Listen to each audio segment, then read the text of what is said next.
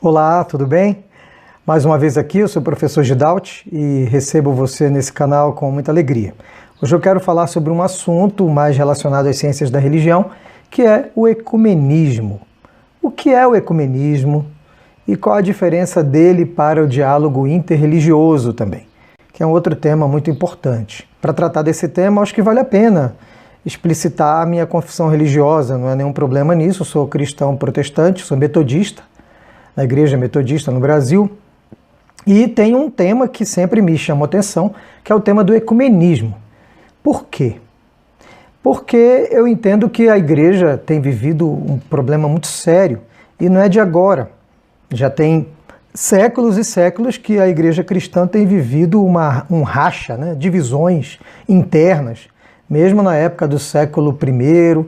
Depois, no início do cristianismo, já encontramos muitas histórias, muitas narrativas de divisão no meio da igreja. Não é à toa que lá em João, capítulo 17, o Senhor Jesus ele apresenta uma oração clamando pela unidade dos cristãos. E ele ainda diz assim, olha, o mundo conhecerá a mim, a Cristo, né, quando os meus discípulos viverem em unidade. Isso significa que toda vez que os cristãos brigam entre si, seja independente do motivo, se é uma briga doutrinária, uma briga por poder, mas toda vez que há um racha entre os cristãos, o evangelho não é testemunhado de maneira eficaz. Falando do ponto de vista teológico, portanto, o ecumenismo é bem-vindo. Mas o que é o ecumenismo? É o diálogo entre os cristãos. Ecumenismo é isso, oikos mene, né? Habitantes da casa, aqueles que convivem na mesma casa. E nós convivemos no mesmo planeta e mais ainda na mesma casa enquanto reino de Deus, falando de ecumenismo, porque ele é essencialmente, ele traduz essa dimensão universal da fé cristã. Por isso que inclusive os primeiros concílios da igreja, tirando o concílio de Jerusalém ali, mas os concílios de Nicéia e outros concílios que existiram durante o período dos pais da igreja, da patrística, eram concílios ecumênicos, assim chamados porque eles reuniam a diversidade dos cristãos daquele mundo antigo ao redor do Mediterrâneo, do mar Mediterrâneo. Então vale a pena entendermos isso. Hoje em dia é importante vivermos, experimentarmos do ecumenismo. Acredito que a oração de Jesus, lá de João 17, continua a mesma, tem o mesmo valor. Nós precisamos aprender a viver em unidade, né? Precisamos aprender a respeitar uns aos outros. O católico respeitando o protestante respeitando o católico, o ortodoxo, respeitando, inclusive, entre o próprio protestantismo, existem vários grupos distintos de protestantes, assim chamados evangélicos hoje em dia. O fato é que quando nós dividimos, quando nós não entendemos a oração sacerdotal, a oração do nosso Senhor Jesus, nós acabamos rompendo com essa unidade da igreja. Unidade na diversidade. Isso é muito importante. Não podemos pensar unidade enquanto unicidade, uniformidade. Não.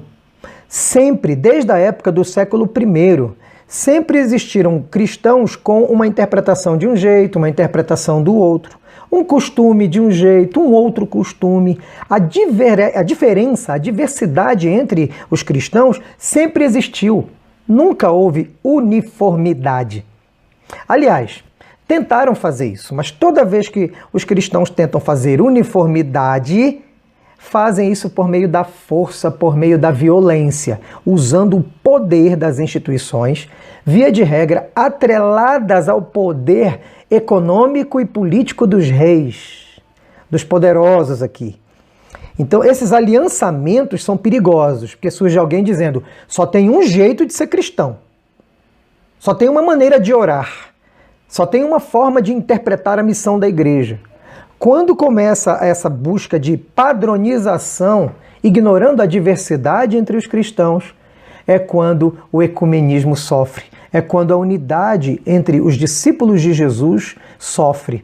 E nós precisamos ter humildade para compreender que nós não somos, você, eu, cada um, na sua denominação religiosa, não tem uma exclusividade da revelação perfeita de Deus. Não é assim.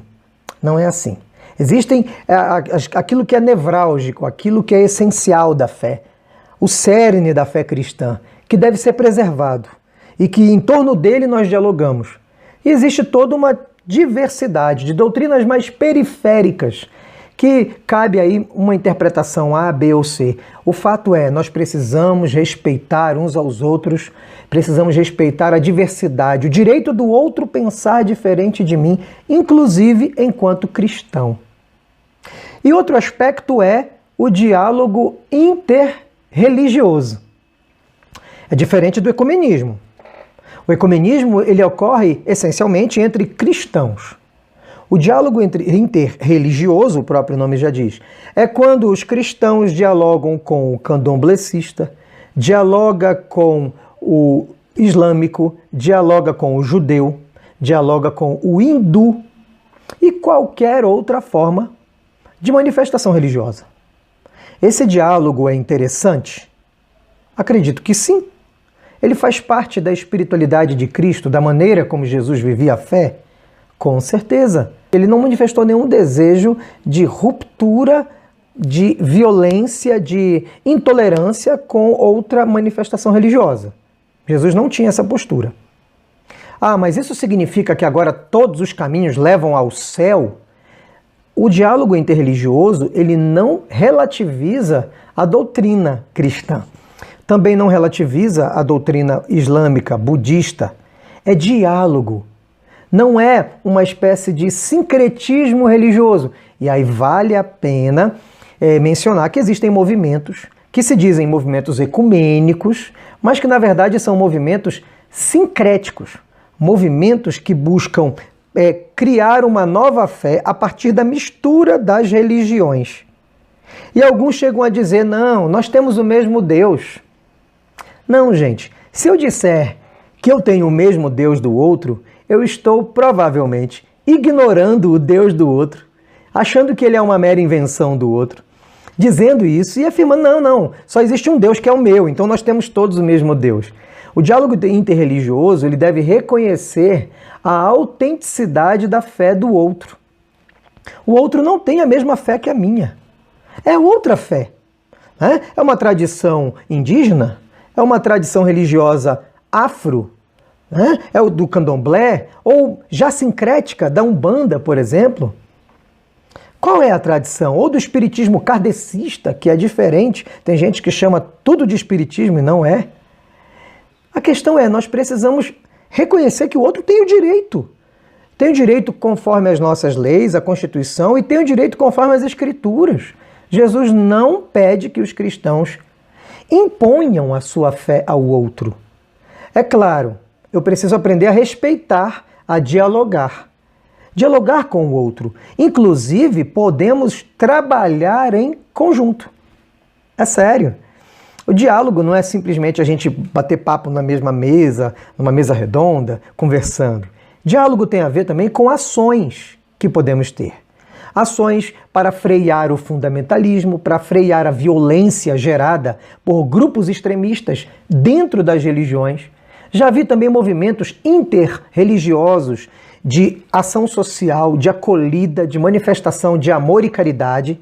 Qual é o mal? Qual mal há nisso? Nenhum. Conforme as Escrituras, pelo contrário, nós podemos sim dialogar com todas as vertentes religiosas, manifestando esse caráter amoroso do Evangelho de Cristo. Aquele que se diz seguidor de Cristo não pode colocar o ódio nos seus sentimentos e palavras.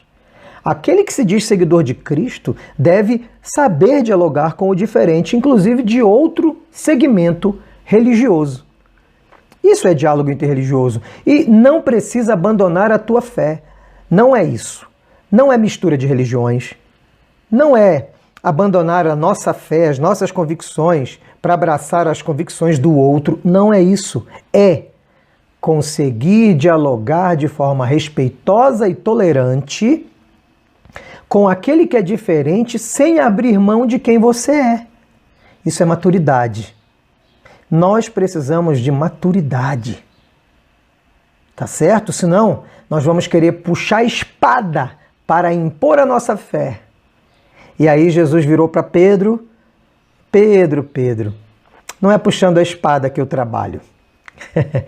É morrendo pelo outro. O mistério do Evangelho é esse, de um Cristo que se revela no amor, na doação, e não na imposição do dogma, do nosso dogma, da nossa doutrina, sobre outra pessoa. Compreendeu? Chegamos ao final do nosso vídeo deixando claro isso. O que é o ecumenismo, que é o diálogo entre os cristãos, e o que é o diálogo interreligioso. Ambos são necessários. Ambos, tanto o ecumenismo quanto o diálogo interreligioso, devem fazer parte da espiritualidade cristã, madura, daquele que não deixa de ser quem é. Ele não precisa negar suas doutrinas. Pelo contrário, justamente por conhecermos as doutrinas cristãs, nós devemos ter respeito e diálogo com os diferentes. Os diferentes dentro da diversidade da própria Igreja universal, da Igreja de Cristo no mundo, e os diferentes enquanto outra manifestação religiosa. E eu vou ser aqui um pouco ousado. Eu já aprendi muito com pessoas de outras confissões religiosas. Já aprendi, inclusive, com a religião deles, e às vezes eu olhava e pensava que estava entendendo bem Cristo. Pensava que era bom entendedor do Evangelho. E aí eu olhava alguma coisa numa outra manifestação religiosa, principalmente as orientais, por exemplo, né? Uma vez eu olhei e analisei algumas questões e falei, caramba, parece que o meu Evangelho, nessa cultura ocidental, esqueceu de algumas questões da mística e da espiritualidade de Cristo, que eu entendi melhor no contexto oriental. Tá vendo? Eu acho que vale a pena termos abertura para dialogar e sempre aprender com o outro. Um grande abraço e não deixe de curtir, compartilhar nossos vídeos e se inscrever no nosso canal. Vai ser uma grande ajuda. Tchau, tchau!